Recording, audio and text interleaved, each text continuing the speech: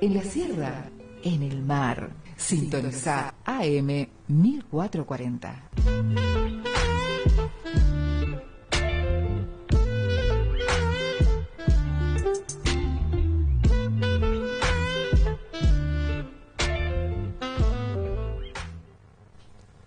La primera pregunta que se nos aparece si queremos ocuparnos de construir memoria, la pregunta fundamental, sería algo así como ¿qué es la memoria? Una pregunta filosófica, ontológica, que clarifique el objeto de estudio que queremos construir.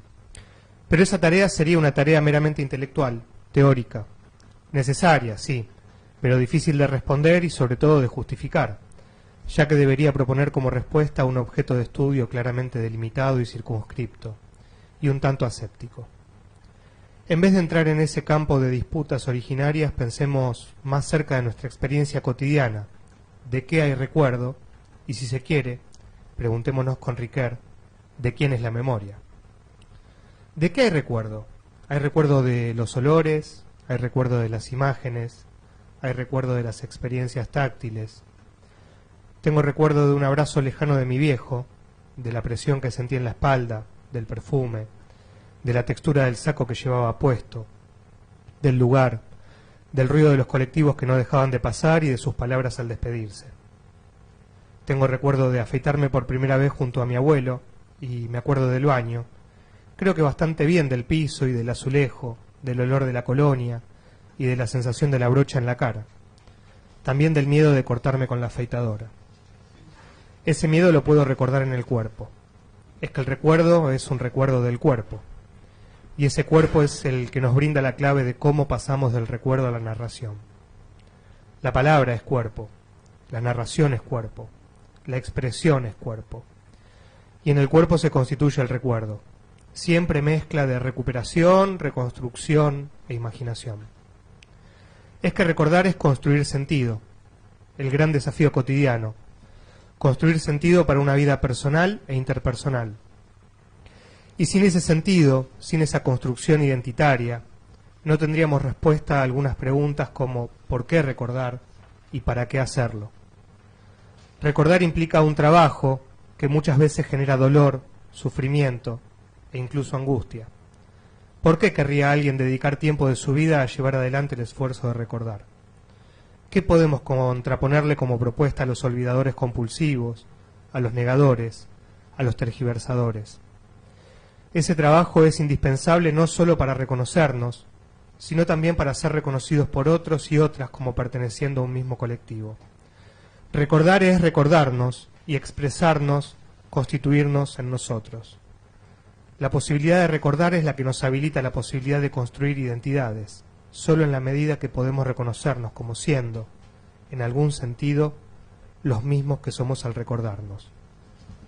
Reconocernos en las narraciones que nos narran y de esta manera aportar al tejido de la narración colectiva. Memoria colectiva como memorias compartidas entramadas, una reconstrucción presente de una interacción entre el presente y el pasado, culturalmente codificada, socialmente enmarcada y políticamente posicionada. Por eso, la relación entre narración individual, memoria colectiva e historia es profunda y compleja. Se da un pasaje del espacio privado, de la imaginación individual y el soliloquio silencioso a la exposición pública de la palabra. Lo común, lo público, tensiona dialógicamente las narraciones y testimonios individuales. Para Holbach, historia y memoria colectiva se distinguen claramente, al menos, en dos sentidos. Por un lado, la memoria colectiva es una corriente de pensamiento continuo, de una continuidad que no tiene nada de artificial, ya que no retiene del pasado sino lo que todavía está vivo o es capaz de permanecer vivo en la conciencia del grupo que la mantiene.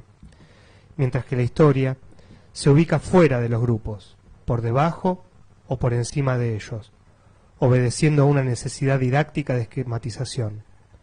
Así, en el desarrollo continuo de la memoria colectiva, no hay líneas de separación netamente trazadas como en la historia, sino más bien límites irregulares e inciertos, de tal manera que el presente no se opone al pasado como se distinguen dos períodos históricos próximos. Así entendemos que la memoria colectiva tiene como uno de sus objetivos la construcción de sentido que el pasado tiene para el presente y cuáles son las condiciones de producción de ese sentido. Jacques Le Goff afirma que los psicólogos y psicoanalistas han insistido, ya a propósito del recuerdo, ya a propósito del olvido, sobre las manipulaciones conscientes o inconscientes ejercidas sobre la memoria individual por los intereses de la afectividad, de la inhibición, de la censura. Análogamente, la memoria colectiva ha constituido un hito importante en la lucha por el poder conducido por las fuerzas sociales. Apoderarse de la memoria y del olvido es una de las máximas preocupaciones de las clases, de los grupos, de los individuos que han dominado y dominan las sociedades históricas. Los olvidos, los silencios de la historia son reveladores de estos mecanismos de manipulación de la memoria colectiva. Por esto, construir memoria es una manera de descolonizarnos. Es una manera de construir un nosotros, un pueblo, con claves identitarias comunes, con principios y valores de clase y de género compartidos, con una historia común y con un horizonte siempre diferido, pero siempre deseado. Construir memoria es nuestra respuesta al neoliberalismo, al individualismo, a la fragmentación y alienación extrema del capitalismo mundial. Construir memoria es nuestro compromiso con aquellos que dieron la vida por una Argentina, una patria grande, un mundo mejor, más deseable, más habitable, más justo. Construir memoria es hacernos cargo de promover el relato colectivo, de tomar el testimonio personal, de rescatar y reconstruir nuestro pasado costero. Porque son 30.000, porque seguimos buscando alrededor de 400 nietos y nietas, porque nos falta Darío Jerez, porque nos falta Nahuel Navarrete, no olvidamos, no perdonamos y no nos reconciliamos. Seguimos construyendo memoria.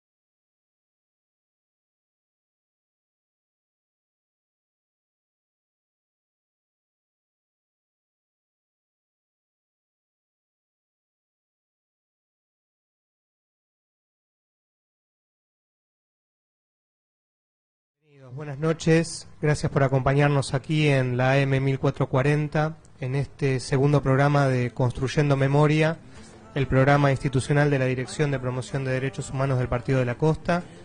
Y esta mesa está compuesta hoy por nuestros compañeros Marcos Luna, Mariano Bocasi, Silvia Di Croce, quien les habla, Alejandro Larregina, Diego Rolo del otro lado en la operación técnica, Cristian Gómez, que nos ayudó en la producción, también Martín Horaci, Gonzalo Nigli, nos acompaña también nuestra querida Viviana Oliva, aquí cerquita, siempre cerca. Y bueno, esta noche vamos a arrancar este segundo programa tratando de poner en palabras nuestros pensamientos, nuestros recuerdos, nuestras memorias, y una vez más seguimos construyendo memoria en el Partido de la Costa.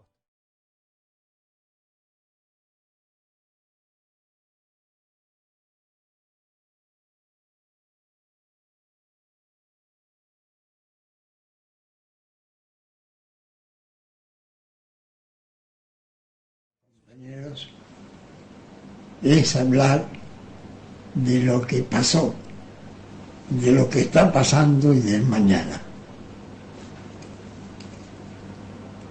Nosotros no podemos olvidar todo lo que hemos dicho y hemos comprometido en otras épocas. Ahora es el momento en que hay que pensar de nuevo. Hay que construir algo nuevo. Hay que apoyarse en lo aprendido, pero no quedar en el recuerdo.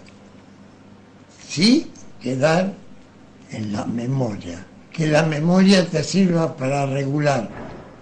Que el olvido te permita a vos filtrar todas las cosas que nosotros no hicimos, que nos comprometimos, y pensar que mañana nosotros ya no estaremos los viejos, pero los jóvenes tienen que seguir estando.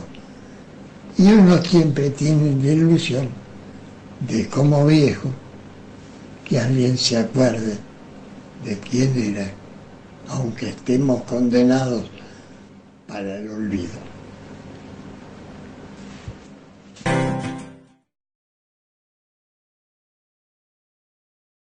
Escuchábamos la voz de David Ramos, quien fuera cofundador de las FAP, quien fuera miembro de la Secretaría de Derechos Humanos a cargo de Eduardo Luis Duhalde, secretaría ejemplar y una tarea militante en derechos humanos que ha marcado el horizonte en políticas de memoria, verdad y justicia en nuestro país. Un honor poder escuchar a David, un honor poder estar cerca de David y que se haya tenido la generosidad de compartir su mirada con nosotros.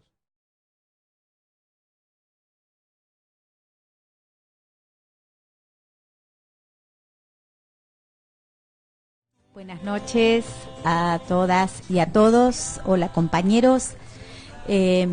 Iniciamos el programa de hoy con algo que ya anunciamos la vez anterior en el programa del martes pasado, porque en ese momento festejábamos que había sido encontrado el nieto 130 y el jueves fue la conferencia de prensa en la sede de Abuelas de Plaza de Mayo.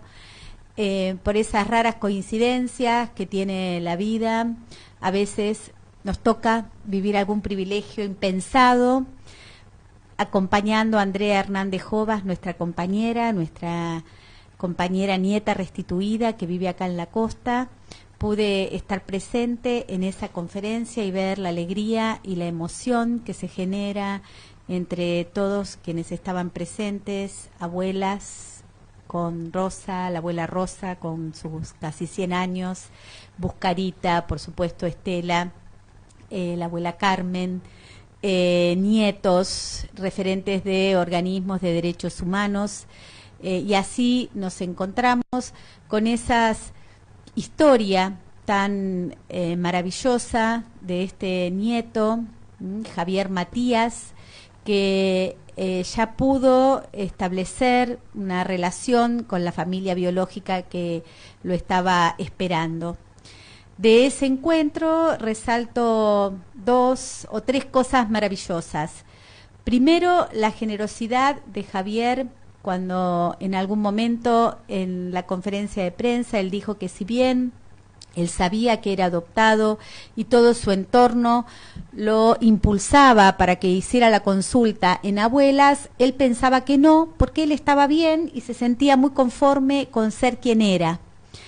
Pero que pasado el tiempo pensó que no podía ser tan egoísta y pensar en él mismo, y que tenía que pensar en quienes lo estaban esperando. Y esto es lo maravilloso de la restitución, cuando se encuentra un nieto, porque esos casi 400 nietos que todavía buscamos, hay familias que los están esperando. Entonces, salir de la comodidad o de pensar en la vida de uno resuelto para poder abrirse a quienes los están esperando. Sí, su tío que contó que durante más de 40 años mantuvo el mismo número de teléfono esperando la llamada de su sobrino, ¿no? Sí. Sí, con ese tío que pude acercarme y agradecerle, porque creo que además sus palabras, además de la emoción que demostraban, tenían un posicionamiento político muy claro. Él habló de la importancia de mantener viva la memoria y habló del horror de este genocidio. Él dijo que no quería empañar ese momento de alegría, pero que su hermana, su cuñado y un nieto, otro posible sobrino, porque su hermana estaba embarazada, están desaparecidos aún. Buenas noches a todas y a todos. Soy Andrea Hernández Jovas, nieta restituida en el año 1999 por las abuelas de Plaza de Mayo. Quería contarles brevemente sobre mi presencia la semana pasada, el 13 de junio, el jueves 13 de junio, en la conferencia de prensa de abuelas, donde Estela presentó a Javier Matías, que es el nieto 130. Y bueno, ¿qué les puedo decir? Para mí es muy emocionante, creo que como para todos, seguir construyendo memoria, porque de esto se trata. Así vamos construyendo la memoria, con cada nieto que se recupera, con cada historia que vamos recuperando. Nosotros vamos recuperando nuestra memoria individual y creo que para todos sirven para la memoria colectiva que se enriquezca de estas historias y como dijo Matías en la conferencia de prensa, el derecho a la identidad no se negocia, no se abandona y no se olvida. Bueno, comentarles primero que seguimos festejando por el encuentro del nieto 130, donde el reconocimiento de la historia de vida de Javier Matías hace que tengamos un mayor compromiso a la búsqueda de memoria y verdad, justicia, y en este sentido tratar de investigar fehacientemente quiénes eran los papás de Matías. Sabemos que hay un montón de historia que todavía no conocemos, y parte de la visibilización de este caso tiene que ver con la posibilidad de armar ese rompecabezas que todavía está inconcluso también para él, porque además busca una hermana o un hermano, ya que la mamá estaba embarazada al momento del secuestro. Bueno, escuchábamos en el último audio a Tatiana Filigoy Ruarte Britos, que fue la primera nieta recuperada y que nos deja su mensaje también luego de la conferencia de prensa del día jueves. Estás escuchando Construyendo Memoria por AM 1440.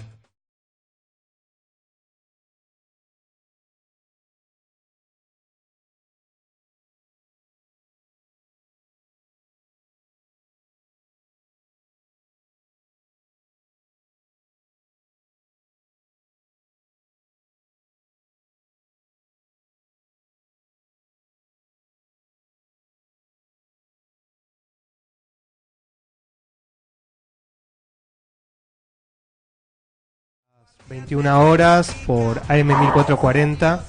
Estamos en Construyendo Memoria, el segundo programa de la Dirección de Derechos Humanos del Partido de la Costa. Y bueno, en este momento nos vamos a ocupar del segundo tema de la mesa, luego de haber retomado la restitución del nieto número 130, y empezamos a recordar el bombardeo a Plaza de Mayo en el año 1955. El 16 de junio de 1955 se produjo un terrible bombardeo sobre la Plaza de Mayo, un hecho que como decimos, nosotros también nos ocupamos en este espacio de pensar en los olvidadores, y esta podría ser una de las noticias de los olvidadores.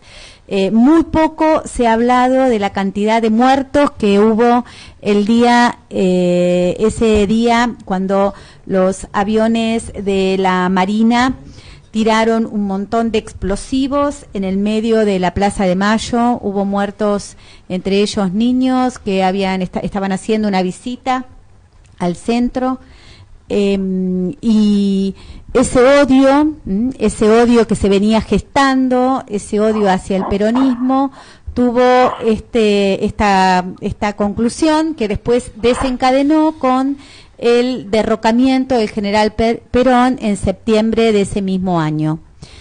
La semana pasada también hablábamos de los fusilamientos en José León Suárez y el levantamiento de los militares leales a Perón. En ese momento comienza a gestarse lo que se conoció como la resistencia peronista, y hoy me parece importante que podamos rescatar la figura de algunos de ellos. En el marco de esta resistencia peronista tenemos a un invitado al teléfono, alguien que nos va a visitar en el Partido de la Costa dentro de muy poco tiempo. Hablo de Andrés Avellaneda, que bueno, es cofundador de las FAP, del peronismo de base, y bueno, es un compañero a quien le he escuchado en primera persona, he tenido el agrado, el gusto de poder escucharlo en persona, narrar y contar cómo su padre también le daba testimonio del inicio de aquella resistencia peronista. Por eso nos pareció importante poder contar con su testimonio, con su palabra, y poder expresar a nuestra comunidad de la costa esta experiencia vivida. ¿Qué tal, Andrés? Buenas noches, ¿cómo te encontrás? Hola, buenas noches, Alejandro, muy bien, muchas gracias por esta comunicación. Y bueno, sí, estoy escuchando que en el día de hoy se está tratando un tema que es muy duro, ¿no? Muy caro a la memoria del pueblo argentino, muy caro y muy triste por el significado. Triste porque estando en ese momento un gobierno democrático elegido por la voluntad mayoritaria del pueblo argentino por segunda vez, estaba cumpliendo la segunda presidencia, hablo del general Perón, el odio, un odio ancestral, un odio que no tiene ninguna forma de poder describirlo, de explicarlo, llevó a que un grupo de civiles y militares aplicaran el uso de las armas contra la población civil. El uso de las armas que se da con el bombardeo en Plaza de Mayo un 16 de junio de 1955, un día que horas antes se había hecho una procesión religiosa del Corpus Christi, que ya en ese momento la relación iglesia-gobierno venía tirante, y implementaron o instrumentaron esa procesión para impulsar, llevar adelante lo que hoy tan vulgarmente hablan de la grieta. En ese momento la grieta, la oligarquía nativa, la Unión Cívica Radical en ese momento, el Partido Comunista, el Partido Conservador, sectores de la Iglesia, las Fuerzas Armadas, no todas, un sector de las Fuerzas Armadas, fundamentalmente la Marina, y poderes económicos, no dudaron en masacrar a la población civil para intentar matar a Perón, que no pudieron matarlo. Y sí, en ese momento había un microescolar que llegaba a la Plaza de Mayo con los alumnos a hacer una excursión, todas criaturas con sus guardapolvos blancos, y fue alcanzada de llena por una bomba asesina de odio, de revancha, el desconocer que el pueblo vivía con dignidad y estar fastidiosos, molestos porque el pueblo tenía dignidad, el no querer compartir que los humildes tuvieran derecho a comer, a vestirse, a disfrutar de vacaciones. Un odio que parece que con el tiempo hoy se sigue repitiendo, pero estamos hablando de 1955. Muy triste la fecha del 16 de junio. En ese momento yo recién cumplía los 9 años de edad. Los cumplo en el mes de junio. Hacía días que había cumplido, 4 días que había cumplido mis 9 años de edad. Y mi padre estaba en la Plaza de Mayo defendiendo al general Perón. Mi papá, Pedro Alejandro Avellaneda, era uno de los integrantes del equipo de asesores del general Perón. Y mi mamá, Emilia Avilés, era una delegada barrial de la Fundación Eva Perón. Por lo tanto, en mi familia, desde muy pequeño, mis hermanos y yo, mamamos el peronismo, disfrutamos como niños privilegiados el gobierno de Perón y de Evita, y vimos la tristeza de nuestros padres ante esa masacre.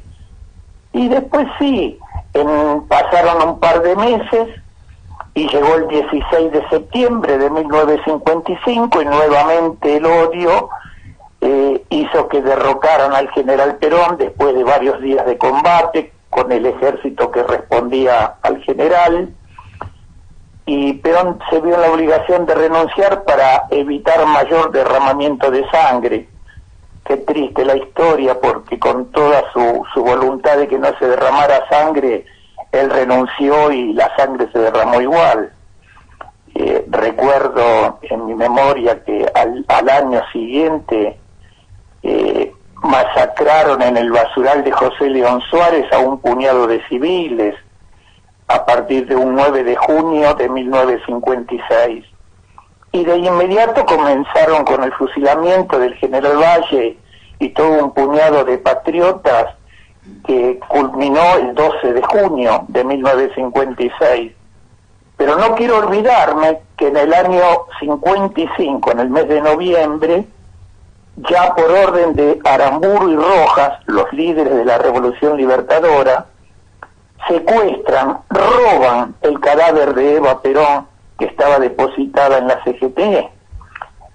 Una barbarie absoluta, un odio sobre una persona muerta que era amada por el pueblo, y como si con eso pudieran borrar de la memoria de las familias argentinas el amor que le profesaban a esa mujer.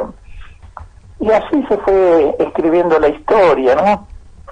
Así que bueno, ese fue un poco lo que recuerdo muy aceleradamente, muy apretadamente del bombardeo y del 16 de septiembre del 55. Sí, David, ¿qué antecedente de la violencia de las Fuerzas Armadas en contra del pueblo, violencia que luego se irá sistematizando y que se irá perfeccionando en detrimento de la libertad, de la democracia, de la justicia social, de la distribución de la riqueza, hasta llevarnos al desastre del 76?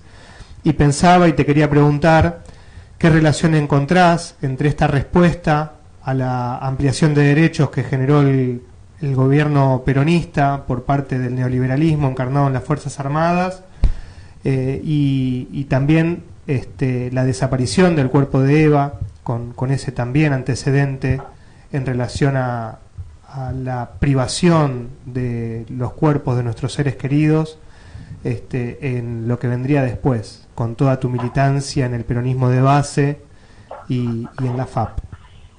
Sí, nosotros cuando vivimos ese salvajismo, antes decía, me tocó en un momento en lo personal en mi vida, que era una criatura, que era un niño privilegiado de Evita y Perón, y me fui transformando aceleradamente, dado a la barbarie que en mi casa entraban en forma permanente las fuerzas represivas a detenerlo a mi padre, siempre que lo llevaban aparecía al tiempo destrozado a golpes, torturas, y entonces eso nos obligó, junto con mis hermanos, a transformarnos en soldados de Perón, niños privilegiados que fuimos creciendo, que en vez de poder dedicarnos a estudiar y a jugar con los chicos del barrio, nos transformamos en eso, en soldados de Perón, en ser el correo de la resistencia peronista. Mi padre ya era resistencia peronista y colaborábamos con él y con sus compañeros. Estaba en el comando Coronel Perón de la resistencia peronista, mi papá. Y nosotros veíamos cómo iba creciendo no solo la violencia represiva, sino la destrucción de la industria, la destrucción de la economía, la pérdida de los puestos de trabajo. Veíamos cómo las familias, nuestros vecinos, quedaban en la calle de la mañana a la noche con la famosa ley de alquileres, que habían liberado la ley de alquileres y destruía a las personas que alquilaban una casa o un tallercito o un comercio, y así iban cerrando las persianas como lo vemos hoy. Y eso nos obligó a tomar la decisión de tratar de ver cómo ayudábamos a nuestros padres en la resistencia peronista y si estábamos en condiciones de crear formas organizativas superadoras a lo que nuestros padres hacían. Y fue así que ya en el año 1964 comenzamos a darnos formas que en ese momento llamábamos políticos militares, lo que después se conoció como las Fuerzas Armadas Peronistas, que hasta el año 1968, que somos tomados prisioneros, y es tomado también prisionero el destacamento en Tacorralo, provincia de Tucumán. No era conocida la FAP porque éramos clandestinas con el nombre. Y después, con el correr de los tiempos y la prisión y todo lo que eso significaba, y de repente vimos cómo apareció nuevamente la vida con un proceso democrático, con la proscripción nuevamente de Perón, con el tío Cámpora al gobierno, con la liberación de nosotros, todos los detenidos en las distintas cárceles del país. Y nos duró muy poco el general, nos duró muy poco la alegría de volver a instaurar un gobierno nacional y popular, y enseguidita nomás Perón se nos murió y vino enseguida esas ambiciones desmedidas que trajeron el golpe militar del 24 de marzo de 1976. Esa misma noche tuvimos la primer baja, el mayor Alberte fue asesinado en su casa. A la mañana siguiente, al anochecer del día siguiente, 25 de marzo, la infantería de Marina toma por asalto mi casa y lo secuestran a mi padre. Y vino toda esa barbarie que nos costó entender mucho tiempo que se estaban produciendo la desaparición de nuestros compañeros, lo que para nosotros eran vulgares detenciones como las que habíamos sufrido anteriormente. Esta vez ya no eran detenciones, eran desapariciones, y peor fue cuando nos llegó la noticia de que estaban llevando prisioneras a nuestras compañeras embarazadas, que estaban llevando prisioneras a nuestras compañeras con bebés, y el no poder saber qué pasaba con esos bebés fue una cosa muy muy horrible, hasta en el recuerdo es horrible, y estábamos preparados para dar la vida, como decíamos en ese momento, por la patria, por el pueblo y por Perón, pero jamás estuvimos preparados para soportar que roben a los bebés y le roben su identidad, que los tomaran a los bebés como botín de guerra. Eso no lo esperábamos jamás. Nos sorprendió, nos destrozó y nos dio fuerza para seguir. Y es la barbarie que ocurrió, que fue ya más grande que lo que habían hecho con el cuerpo de Evita, que habían secuestrado el cuerpo de Evita. Después, en el año 64, tuvimos el primer compañero detenido desaparecido, que nunca nos imaginamos que se iba a convertir en el ABC de la operación de las Fuerzas Armadas, cuando secuestraron al compañero Felipe Vallese. un chico de 19 años, un muchacho jovencito, compañero de la Juventud Peronista, trabajador metalúrgico, y después ya vino la barbarie, y pasó de todo, y después tuvimos un renacer, después de tanta barbarie, un renacer en el año 2003, con la llegada de Néstor Kirchner al gobierno, un poner una política de defensa de los derechos humanos donde nosotros pudimos volver, si cabe el término, a respirar, a ser personas, porque éramos invisibles hasta ese momento. En la calle caminábamos codo a codo al lado de nuestros torturadores, los asesinos de nuestro pueblo, los que desaparecieron a nuestros compañeros, los que los arrojaron al mar, los que hicieron la barbarie con los bebés. Y vino Néstor Kirchner a poner las cosas en su lugar, una política de derechos humanos maravilloso. Derechos humanos no es solamente respetar el derecho político, ideológico o el derecho a la expresión y al voto. El derecho humano que implementó Néstor Kirchner fue el respetar la vida, diciendo queremos nacer con dignidad, queremos crecer con dignidad, queremos envejecer con dignidad y queremos morir con dignidad. Ahí floreció el respeto a los derechos humanos con la política que implementó Néstor Kirchner. Y después lo continuó su esposa, nuestra compañera presidenta en ese momento, Cristina Fernández de Kirchner.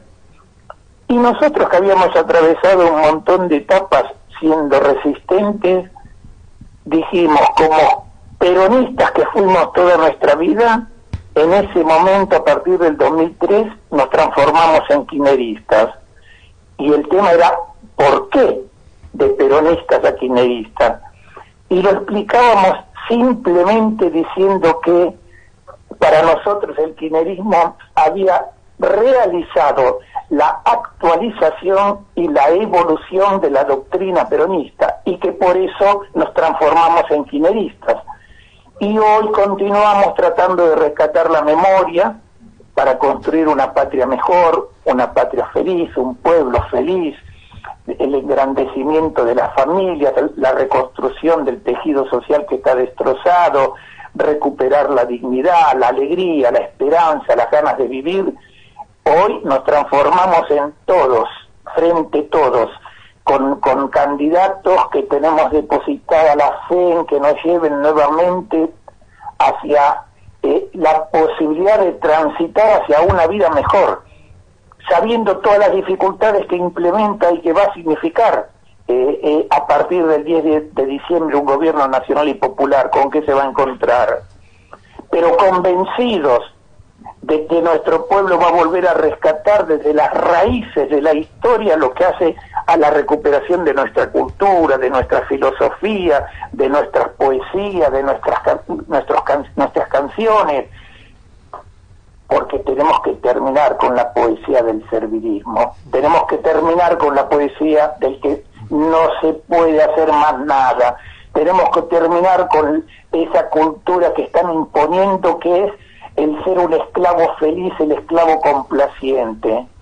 Tenemos que terminar con la nueva corrupción, que ya es más pesada, es más dolorosa que una corrupción económica, que es la corrupción de la abdicación de aquellos que de representantes de los trabajadores y el pueblo argentino en algún momento se transformaron en representantes en contra de los trabajadores y el pueblo argentino, de aquellos que desmovilizaron a nuestro pueblo.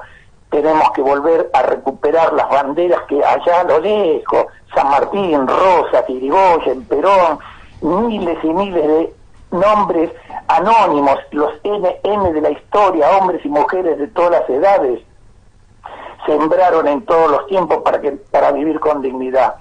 Así que esa es nuestra esperanza hoy. Somos viejitos, tenemos nuestros años encima, pero a veces decimos que lo único que lograron quebrar en nosotros fueron nuestros huesos. Lo único que pudieron machacar a golpes fue nuestra carne, lo que compone nuestro organismo, pero no nuestras ideas, no nuestras ganas, porque seguimos con los mismos ideales, con la misma sangre caliente y con experiencia qué es lo que tendremos que hacer y qué es lo que no tendremos que repetir. Así que maravillados de la vida, porque donde andamos vemos a los jóvenes, el renacer de los jóvenes participando con sus cantos, con sus bailes, con sus formas de vestir, con sus formas de expresarse, y esa es la evolución natural de nuestra humanidad, de nuestro pueblo, de los pueblos del mundo. Así que acá estamos y agradecidos por este momentito que me das para que diga esto, que no sé si servirá, pero bueno, es una descarga acelerada que tenemos de dar testimonios de una vida triste. Buenas noches, David. De acá, de este lado, Mariano Bocasi te habla, integrante de la Dirección de Derechos Humanos del Partido de la Costa. Hola, buenas noches, Mariano. Buenas noches, David. La verdad me siento un privilegiado por estar escuchándote acá, la historia en primera persona, ¿no es cierto? Que es lo que queremos recuperar. David, una pequeña reflexión. Tomo tus palabras. Cuando hablaba, me quedó rebotando en la cabeza bombas de odio, ¿no es cierto?, que fueron deteriorando y destruyendo y dañando el tejido social. Esas bombas de odio, ¿crees que hoy tomaron otras formas, pero que todavía siguen dañando al pueblo? ¿De dónde vienen? Siguen dañando, pero, a ver, hoy ya no usan las metodologías que utilizaron en otros momentos. Hoy no nos desaparecen. Hoy no nos prohíben el uso de la palabra. Hoy no nos están torturando, pero sí están asesinando a los jóvenes. Sí asesinaron a Santiago, sí asesinaron a Nahuel y a centenares de Nahuel y a centenares de Santiago. Esa violencia que desde el Estado se está avalando. Genocidio por goteo, ¿no? Que no solamente es la muerte, sino que es la pérdida del trabajo, la pérdida del alimento, del cuidado de la salud, de la imposibilidad de la formación, de la capacitación a través de ir a la escuela a nuestros hijos. Son violencias permanentes, es odio. ¿Es odio de clase? No lo sé. ¿Es odio ideológico? No lo sé. Sí, es odio. Sí, Andrés, pero a ese odio sos un ejemplo encarnado de amor militante que, como dijiste, con muchos años de experiencia, seguís poniendo el cuerpo, seguís expresando tus ideas, seguís poniéndole palabra a los pensamientos. Y bueno, y vamos a contar con tu presencia en poquitas horas acá en el Partido de la Costa para que el jueves a las 18 horas podamos presentar el documental Cacho, una historia militante, que se ocupa de la vida de Cacho Émbar El Cadri. Así que la verdad es que es, como decía Mariano, un privilegio, un honor y un orgullo poder estar trabajando para que se generen espacios en los que se puedan escuchar voces como la tuya, voces como la de David Ramos, que transmitió un mensaje hace muy poquito, y que podamos contar con su presencia aquí para hacer el trasvasamiento generacional y que nuestros jóvenes puedan escuchar la historia en primera persona. Te agradecemos muchísimo tu tiempo, pero no solamente tu tiempo brindado hoy aquí en la radio, sino tu tiempo desde aquel niño de 9 años que escuchaba el relato de su padre de la plaza bombardeada, hasta el Andrés que vamos a recibir mañana con los brazos abiertos acá en nuestra casa. El agradecido soy yo, y déjame cerrar repitiendo la frase que nos motivó toda la vida, que fue la consigna que enarbolamos en los momentos de mayor enfrentamiento contra la brutalidad militar. Nosotros siempre decíamos, porque estamos enamorados de la vida, tenemos fe en la victoria. Y seguimos, Alejandro, seguimos enamorados de la vida y seguimos teniendo fe en la victoria. Así que te abrazo con el alma. En un par de horas más vamos a estar en el Partido de la Costa, vamos a abrazarnos, y quiero saludar a toda la audiencia y quiero felicitarlos a ustedes, la Dirección de Derechos Humanos que vos dirigís en el Partido de la Costa. Para nosotros es un orgullo. Lo conversamos con los compañeros, con las compañeras. Dios te ilumine y te lleve siempre por ese sendero que es el respeto a la vida. Así que muchas gracias a ustedes. Abrazo grande. Gracias.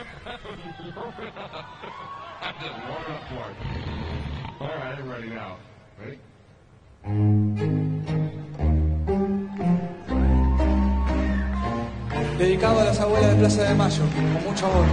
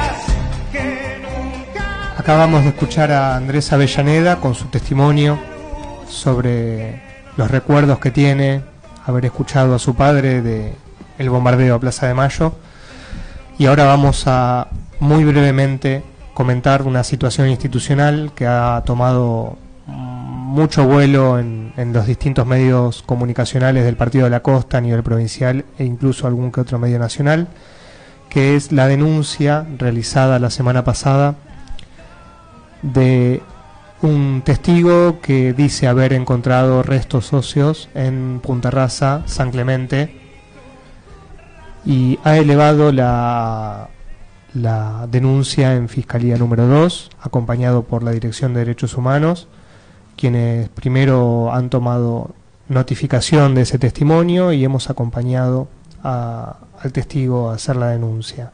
Hay que ser muy, muy cautelosos con este tema. Lo que hay es una denuncia de presunción de hallazgo de restos óseos, no más que eso. No hay que generar ni falsas expectativas ni noticias falsas al respecto.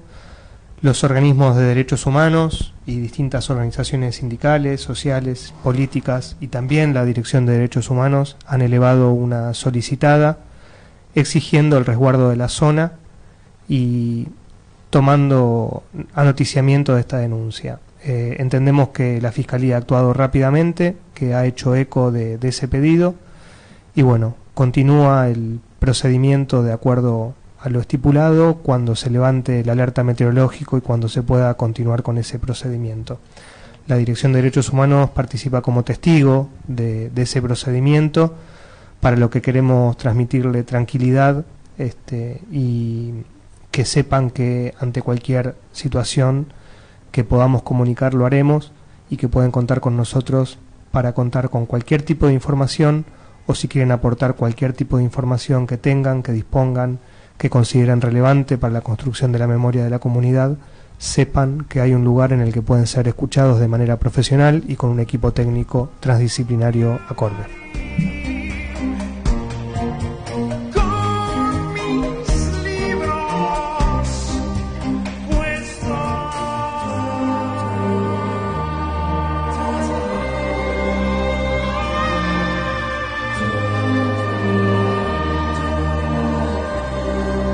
Esta semana también participamos en Buenos Aires de una capacitación, el trabajo en educación inicial acerca del derecho a la identidad, con la especialista Irene Strauss, que es la especialista en educación de Abuelas de Plaza de Mayo. lo compartimos con la directora, además de otras compañeras, con la directora del Jardín 903, que nos hace esta síntesis de lo vivido en esa jornada. Soy directora del Jardín 903 de Santa Teresita y participé del taller sobre el derecho a la identidad y el trabajo en el nivel inicial. En esa jornada pudimos analizar el material que difunde Abuelas de Plaza de Mayo con respecto a los derechos a la identidad, a la verdad, a la memoria. En el intercambio que realizamos con colegas de instituciones públicas y privadas y con Irene, pudimos resignificar este material y ampliar nuestra mirada sobre su uso. Así pudimos proponer actividades que tenían que ver con acercar a nuestros alumnos a conocer, a valorar estos derechos desde aspectos de la vida cotidiana. Las actividades tenían que ver con trabajar el nombre propio, el origen de sus apellidos, sus historias familiares, quiénes y cómo se guardó esa memoria, trabajar sobre las conformaciones de las familias, las similitudes, las diferencias, también trabajar sobre sus gustos, sus preferencias, esa libre elección y el respeto por la elección de sus pares, todos estos aspectos que hacen a la conformación de las personas. También sostuvimos el rol que como educadores debemos tener no solo en transmitir estos derechos como individuales para su cumplimiento, sino como derechos colectivos, ya que constituyen ciudadanía y esto es un legado que debemos transmitir. Más allá de que todos los que participamos vamos a ser multiplicadores de este material, de esta experiencia, considero necesario y altamente valioso que todos los docentes podamos participar de estas actividades para llevar mejores propuestas a nuestros alumnos con respecto a algo tan importante como son los derechos humanos.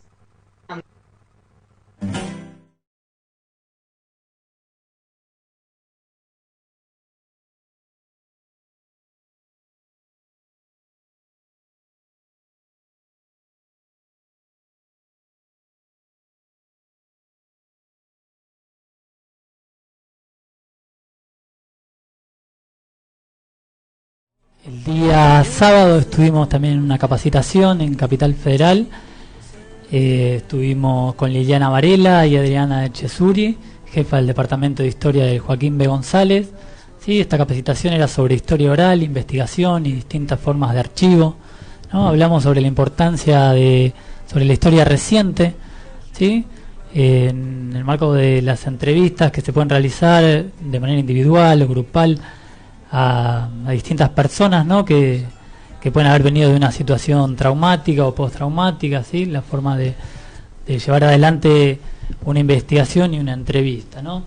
Esto surgió desde el momento que empezamos a recibir en la dirección, luego de los distintos actos o en los distintos lugares donde nos presentamos, se han ido acercando personas a contarnos cosas que tienen guardadas hace tiempo, desde cuando llegaron a la costa, experiencias que vivieron en la época de la dictadura y que poco a poco recién van soltando esos nudos en la garganta, y creemos conveniente estas capacitaciones para saber de qué manera poder acercarnos, ¿sí? Y acompañar esta especie de desahogo y ayudarlos a construir esa historia también. Totalmente, les habla Marcos Luna, quien es también parte de la dirección. Y estas capacitaciones que hacemos conjuntamente con un equipo de investigación en subjetividades y terrorismo de Estado en el Partido de la Costa, en la época de la dictadura, lo que buscan es generar marco teórico para que podamos profesionalizar cada vez más la tarea que llevamos adelante y que estos testimonios que estamos acostumbrados en el Partido de la Costa a escuchar en reuniones sociales, en mesas familiares, en situaciones informales, generemos las condiciones adecuadas de una producción de un discurso, de un testimonio que sirva para la construcción de la memoria, pero también para continuar la búsqueda de verdad y justicia que tanto necesitamos, porque nos siguen faltando 400 nietas y nietos, porque hace poquito un cabo confirmó una vez más que más de 4.000 personas pasaron por Campo de Mayo y fueron víctimas de los vuelos de la muerte con la metodología que ya conocemos, y porque sabemos que queda muchísimo velo de silencio por quitar, y porque sabemos que hay mucha gente que tiene el deseo, las ansias, la necesidad de hacerlo, como decía Marcos. Al terminar la capacitación nos fuimos a visitar el Parque de la Memoria en un día muy frío y lluvioso. Fue la verdad impactante, yo no había ido nunca. Están unos muros muy extensos donde están los nombres de todos los desaparecidos. Hay monumentos y esculturas, y el paseo, uno si sigue un cierto camino, termina justo en el río donde hay una escultura flotante que realmente es imposible que no te conmueva y que no se te haga un nudo en la garganta cuando lo ves ahí, que está reflejado, y la persona que está reflejada ahí es un chico de 14 años que fue secuestrado en la dictadura y desaparecido. Esos son los horrores a los que hemos tenido que vernos como comunidad, como sociedad, como país, como patria grande, porque nos conmueve, porque somos militantes por la memoria, la verdad y la justicia. Estamos aquí y seguimos construyendo memoria, y por eso también recordamos que hace 43 años que nos falta Paco. Esta semana, el 17 de junio, se cumplió un nuevo aniversario de la muerte, el asesinato de nuestro querido Paco Urondo. Podríamos decir mucho de él, pero solo vamos a escuchar una poesía en su voz.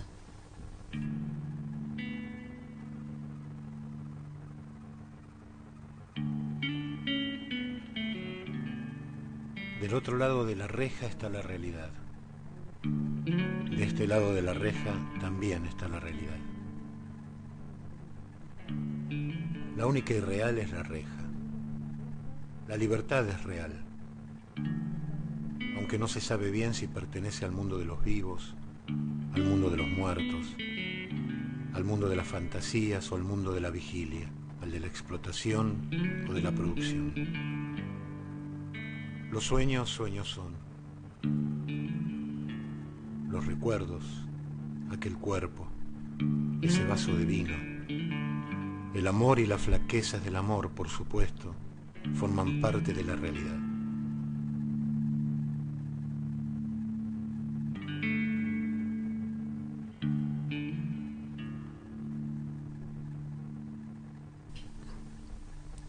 Escuchábamos en la voz de Paco La verdad es la única realidad, un poema maravilloso.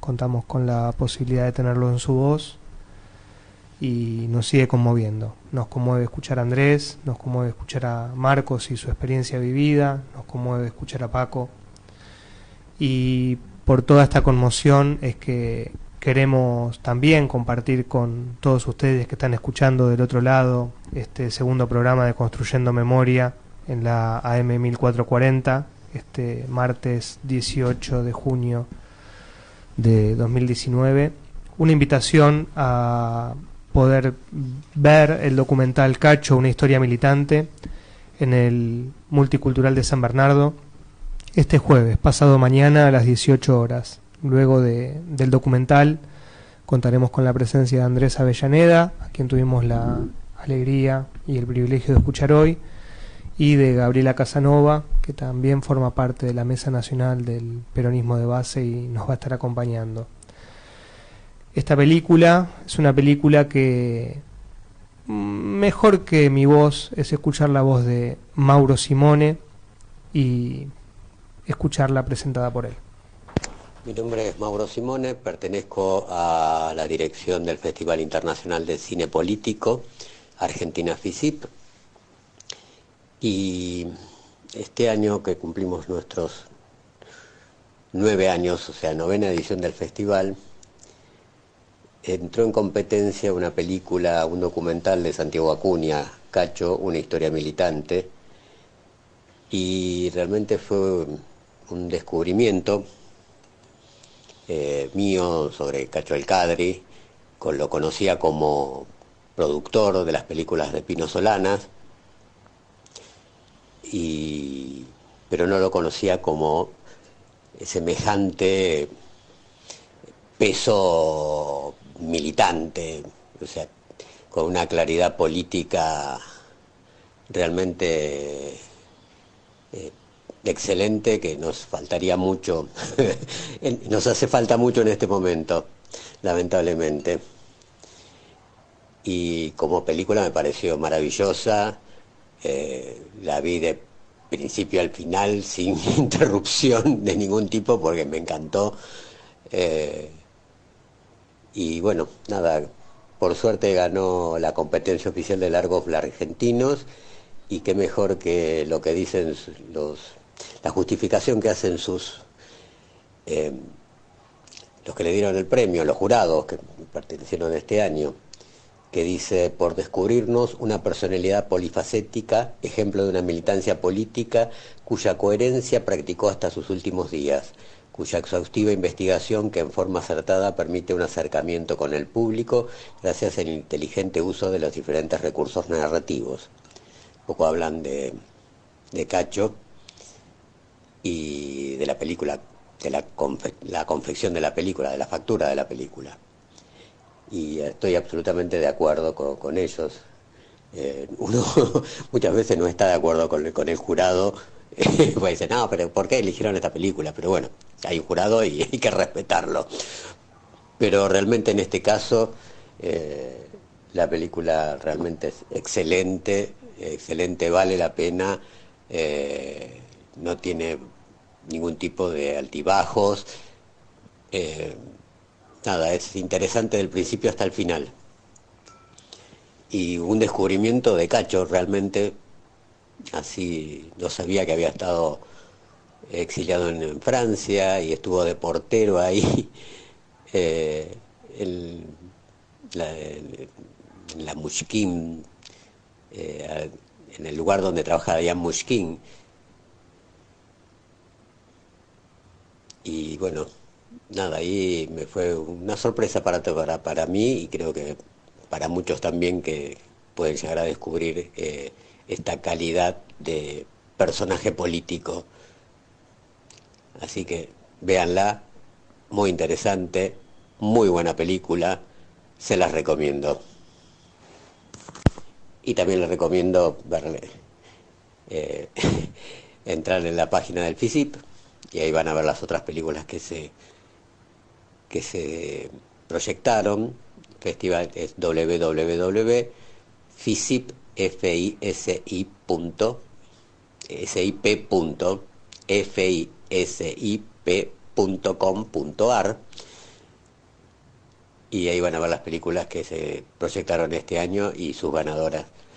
Son películas que no se ven en otros lados, tienen muy poca difusión a nivel internacional, pero bueno, un poco gracias al esfuerzo de unas gentes, las cuales me incluyo, podemos seguir disfrutando y conociendo qué pasa en el mundo.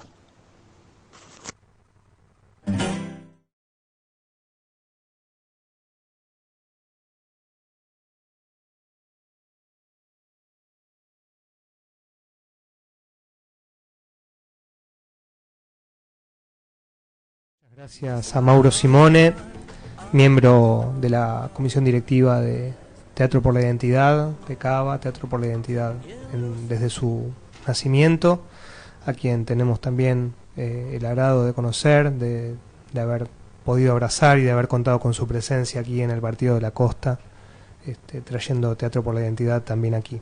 Recordamos www.fisip.com.ar, que es la página del Festival Internacional de Cine Político, festival en el cual Cacho, una historia militante, película que proyectaremos este jueves a las 18 horas en el Multicultural San Bernardo, ganó el primer premio como largometraje argentino.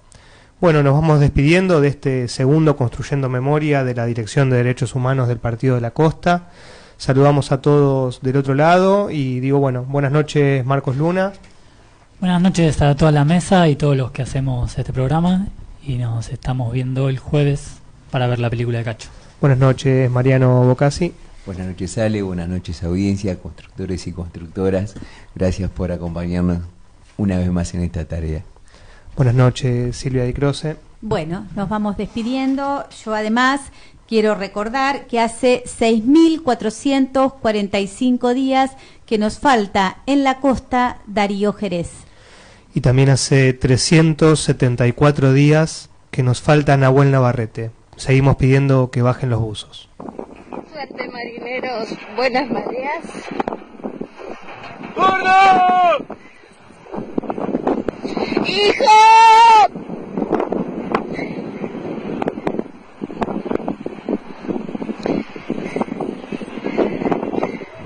¡Gordo! ¡Nahuel!